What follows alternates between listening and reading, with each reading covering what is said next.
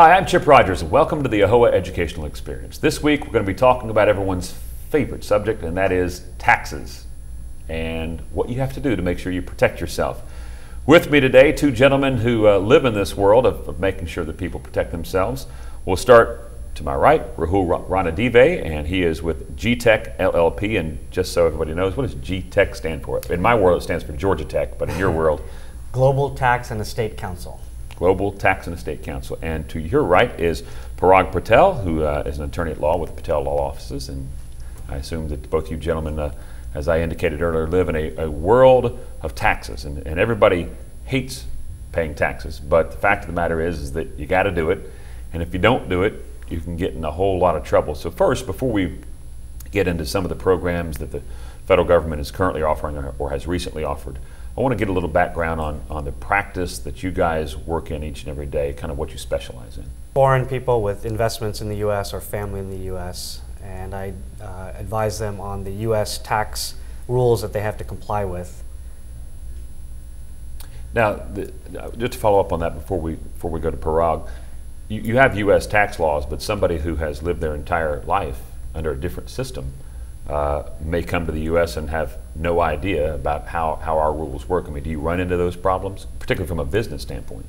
Yes, that's a day-to-day issue for teaching them about the unique issues that are under the U.S. tax rules, because it's a very different system than the other countries in the world where usually they have residency-based taxation, and here in the U.S. obviously we have a worldwide citizenship-based taxation, so it's a completely different ballgame for them, and it's a huge educational experience from the beginning. Which is why they need experts, right? Right. And Parag, what about yourself? You practice in this field. Tell us a little bit about your practice, and give us an idea how you got into tax law. I mean, does anyone ever say, that's where I want to go, I want to do tax law? Well, Chip, it's good to see you, and thanks for having me today. I'm primarily a tax lawyer. I've been doing it for 18 years.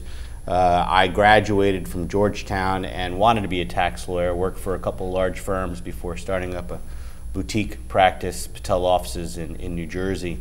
What I basically do, everything I do essentially has some type of a tax component with it.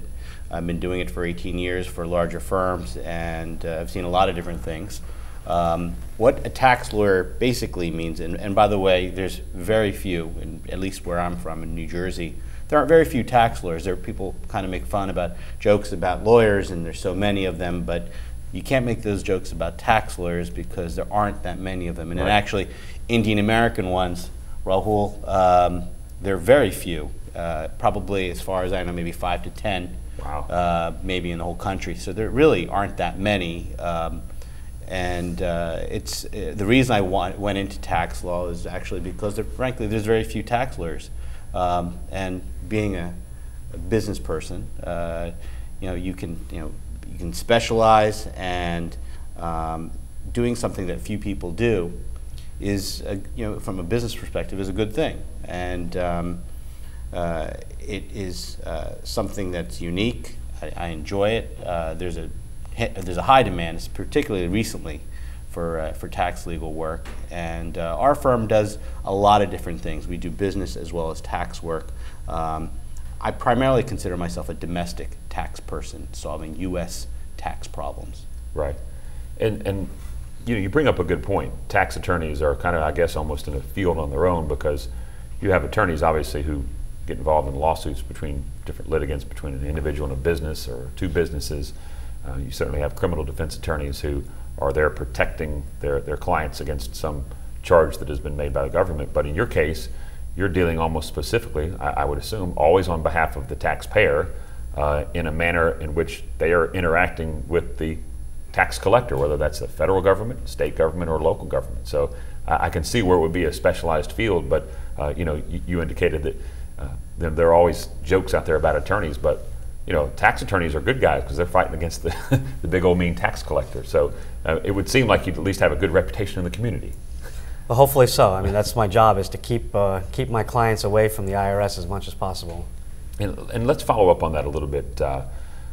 Compare the enforcement mechanism of the Internal Revenue Service, or in your case, the Florida Department of Revenue, or I guess the New Jersey Department of Revenue, or the California Department of Revenue, with what an international visitor or an international businessman or someone who has just moved to the United States from another country, what they're facing in their home country. I mean, how does enforcement in the U.S. at both the federal and the state level differ from international enforcement? Well, it's not too much different. Most countries use a voluntary reporting system, so it's up to the taxpayer to accurately describe their transactions and their income activities and report that to the IRS. This particular field that we're going to be talking about today, the OVDI program, right, has to do with catching up with people who have not been accurately reporting their income activities for the past however many years. So it's not that much different. The systems of taxation are different, but the reporting is the same pretty much everywhere in the world. Explain to us, Parag, about if you're a businessman and you're doing business here in the United States, but you also may be doing business internationally. What are the main things you got to concern yourself with? I mean, you're making money overseas. Maybe you're bringing some of it home. Maybe you're not bringing some of it home. What do you have to concern yourself with? Well, the U.S. tax system is probably, I think, one of the most complicated in the world. As are, no surprise, by the way. Yeah, no surprise. The tax law is probably the largest, most comprehensive, probably the most litigated in the world. For example, if you compare it to someplace like India, for example, there is, I would think the IRS has more enforcement, has more personnel, charges relatively more tax in most scenarios. And I think in India, to use an example, there is what's called tax deducted at source, where before the taxpayer actually gets their hands on the money is withheld from them. So it makes collection a lot easier for the Indian government. In the U.S. government, you don't have withholding for most taxes. For example, the income tax, there is no withholding for the most part. And it's done, as Rahul mentioned, on a voluntary basis. So therefore, it makes, as a business person, you have to be very, very vigilant about being on top of the tax laws and the accounting requirements. So if you look at the U.S. system and any other system, and really that you can compare yourself to Canada, any other European countries, Asian countries, the U.S. is probably the most complicated.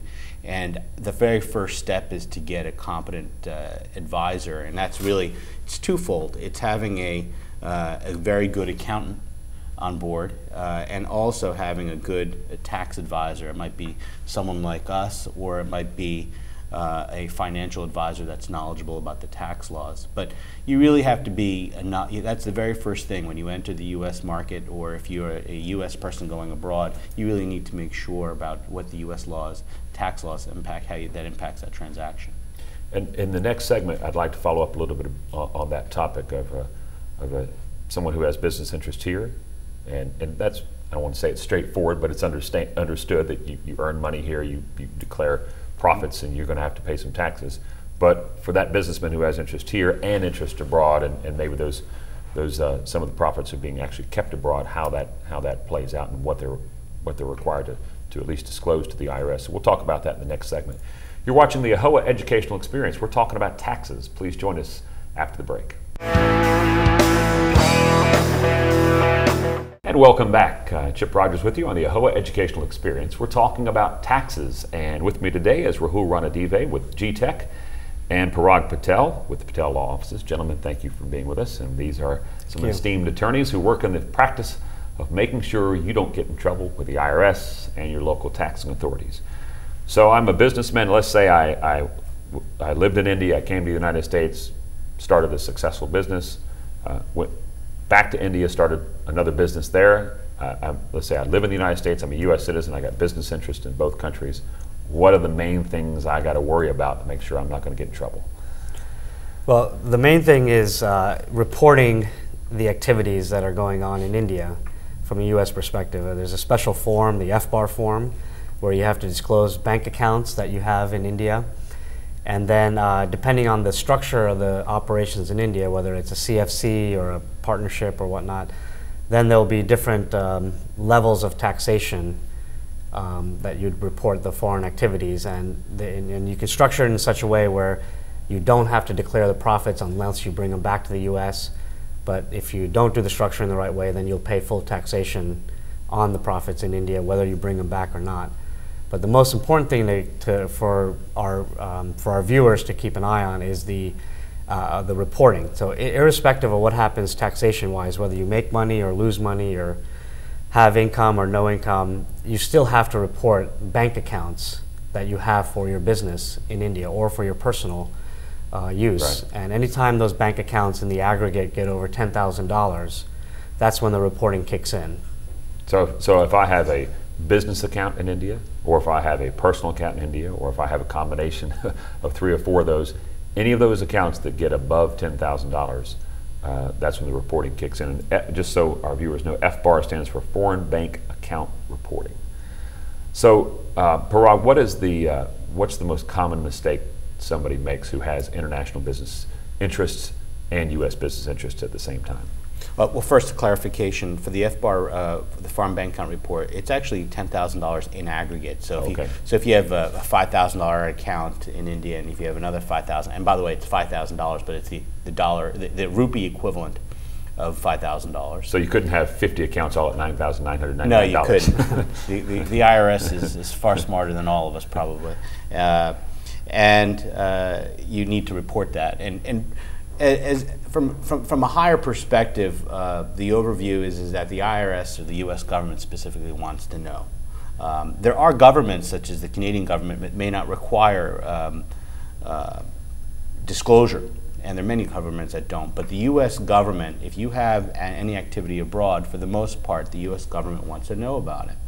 So the biggest problem is that people just don't know that rule, and they don't realize that they have to disclose that transaction, that account, that foreign activity to the U.S. government. And I say U.S. government, not the IRS, because the Foreign Bank Account Report is actually filed with not with the IRS, but with actually the Department of Treasury, which is different from the IRS, believe it or not.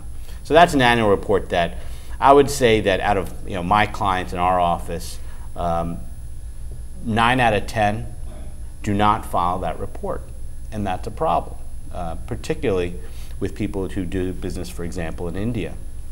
It's either they didn't know, it's either their accountant didn't realize that they had an account there, or maybe if the accountant did realize they had an account there. There are many tax professionals in this country that just have routinely, their default is don't file, and that's the problem.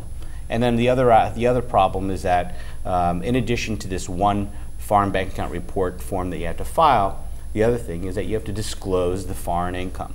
And that's the other problem. There are many business people and even non-business people in this country that have foreign activities, and they just simply think that it's outside of the United States, and therefore they don't have to report that foreign income. You mentioned something in the last segment, and just again, accountants. How important is it to make sure that you're dealing with an accountant who understands that you have business interests in both the U.S. and a foreign nation, and that they have a little expertise in that, so that they're filing the proper paperwork? It's very important. If you don't have the right accountant guiding you through the maze, that's when the problems begin. It's all, an ounce of prevention is worth a pound of cure. It's always better to have an accountant who can guide you through the steps and make sure that you're doing all the steps and all the reporting correctly, so that way you don't end up needing someone like me to rescue you from the IRS.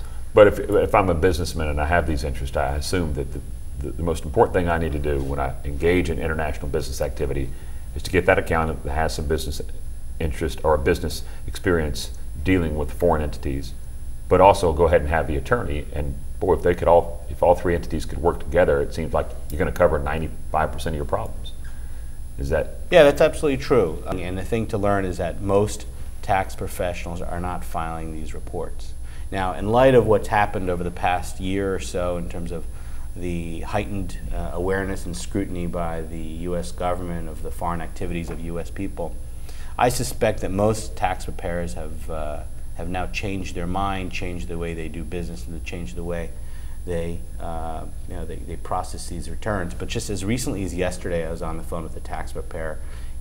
His conversation was that, Parag, I have 2,000 clients that I file returns for on an annual basis, and I don't file a foreign bank account report for any of them, for 2,000. And I was on the phone with him because I was trying to fix one of these problems. And his comment was that the default on their software, and this is all done by software, let's remember, no one's doing these with their typewriter in the back office here. So they're filing these tax returns, preparing these tax returns, and the default on their software is no. They don't have a foreign bank account report. There is no foreign bank account. Now, often what happens is it's a contrary position, because on the return there might be a listing of a foreign bank account. You might have State Bank of India or some other foreign bank account, interest income that you're reporting, but when it comes down to the question, by the way, let's be very specific what we're talking about here. It's Schedule B of your individual income tax return. There's a question at the bottom that asks you whether you have a signatory interest over a foreign bank account in any country, it's a yes/no question, and that's the question that I'm suggesting that most tax preparers, the default is no. So that's where you really have to have some heightened awareness, and the viewer should be aware of that. So what happens in that situation? You're doing it right, or the tax preparer is doing it right, and they're listing the income in that foreign account as they should, but then the default on the software is contrary to that. How does the IRS take that? Well, that's part of the issue of this whole OVDI program, is how they view that question 7, and whether you have a foreign bank account or not. And they view it as if you say no, you're lying about the existence of foreign bank accounts. Even if you've listed it? Even if you've listed it, they say, well, you misreported question 7. And so then they view that as an issue of, this person didn't then take the next step and do the foreign bank account reporting properly. Even though they listed it on their Schedule B tax return, they didn't do the second step, which was filing the separate form that gets filed June 30th, not with your tax return. That's what makes this so confusing for most people, is that the form is not part of your regular 1040 that you file in April. It's a separate form that goes in June to a different department in Detroit, and that's why most people miss it. But the unfortunate aspect is that the IRS will try to use that as a hook to say that, well, you're a violator. That is, you knew about a bank account and you still didn't do it, and that's when the penalties get increased. Right. Wow. Well, we're going to talk about the Offshore Voluntary Disclosure Initiative coming up in the next show. We've actually run out of time for this show, but we certainly appreciate you being with us, and make sure to join us again next week. And if you have any questions for me, you can reach me by email, chip@AAHOA.com. That's chip@AAHOA.com. So until next week's show, I want to thank both Rahul and Parag for being with us, and we'll continue to talk about taxes in the next episode. Join us again then.